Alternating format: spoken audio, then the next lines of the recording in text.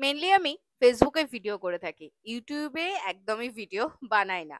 কিন্তু আজকে ইচ্ছে গেল যে ঠিক আছে একটুখানি ইউটিউবে ভিডিও বানানো যাক। তো আমাকে একটু শেখায় না জানো বন্ধুরা, একটু শেখাবে না যে কেমন করে কি করে। চলো টাটা।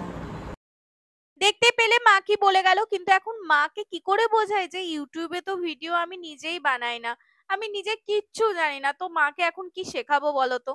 আমি জাস্ট ফেসবুকে ভিডিও বানাতে জানি, সেটাই মাকে শিখিয়ে রেখেছি। যাই হোক, সেটা বড় কথা না। ইউটিউবে ভিডিও বানাই না ঠিকই, বাট আজকে ইচ্ছা গেছে যে ইউটিউবে ভিডিওটা বানাই। তার কারণ এটা জীবনের একটা সেরা স্মৃতি, একটা মেমোরি হয়ে থাকতে চলেছে। তার কারণ এইরকম প্ল্যাটফর্মে যাব কোনোদিন তো ভাবিনি। আজকে যাচ্ছি যখন, পুরোটা ক্যামেরা বন্দিতে একটু করেই রাখতে হবে, অন্তত তোমাদেরকে দেখাতে হবে কি ইন ফিউচার আমি এই ভিডিওগুলোকে দেখবো, তার জন্য এই ভিডিওটা বানিয়ে রেখেছিলাম। সেদিনকে গেছিলাম জি বাংলার দিদি নাম্বার ওয়ান এর প্ল্যাটফর্মে। হ্যাঁ, এই প্রথমবার খেলতে যাচ্ছি, অনেকটা মনে আশা নিয়ে, অনেক এক্সাইটেড হয়ে, একটু নার্ভাস, সবকিছু একটা মনের মধ্যে কাজ করছিল। আর সেই করতে করতেই এই যে ডিআরআর স্টুডিওতে পা ফেলে দিলাম। আপাতত আমরা স্টুডিওতে প্রবেশ করছি, জানি না কি হবে। এখানে আমরা সবাই বসে রয়েছি, কিন্তু হ্যাঁ, দুঃখজনক ব্যাপার হচ্ছে এখানে ভিডিও অ্যালাউ ছিল না।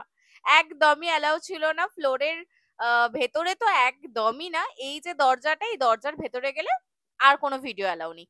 যাই হোক, একটু খিদে পেয়ে গেছিল, তো তার জন্য আমরা একটু প্যাটিস খেয়ে নিয়েছিলাম। আর এখান থেকে আমাদেরকে খাবার তো প্রোভাইড করেছিল, সেই খাবার খেয়ে আপাতত আমাদের গেম খেলা হয়ে গেছে। যেহেতু ভিডিও অ্যালাউ ছিল না, আমি কোনো ভিডিও করতেই পারিনি। তো এই যে এখন আমরা বাড়ি ফিরছি, আর যা যা গিফট পেয়েছি সমস্তটা গাড়ির মধ্যেই ঢুকিয়ে নিয়েছিলাম, কারণ কিছু করার নেই। যাই হোক, কথা বলতে বলতে বাড়িও চলে এসেছি, আর এখন হচ্ছে সবাই মিলে এই গিফট গুলোকে হাতে হাত লাগিয়ে বাইরে বার করার পালা। আর এই ভিডিওটা করে রাখলাম যাতে সারা জীবন এটা দেখতে পারি, একটা মেমোরি হয়ে থাকলো। তোমাদের সাথেও তাই শেয়ার করলাম। চলো, দেখা হচ্ছে নতুন ভিডিওতে। Tata, bye bye.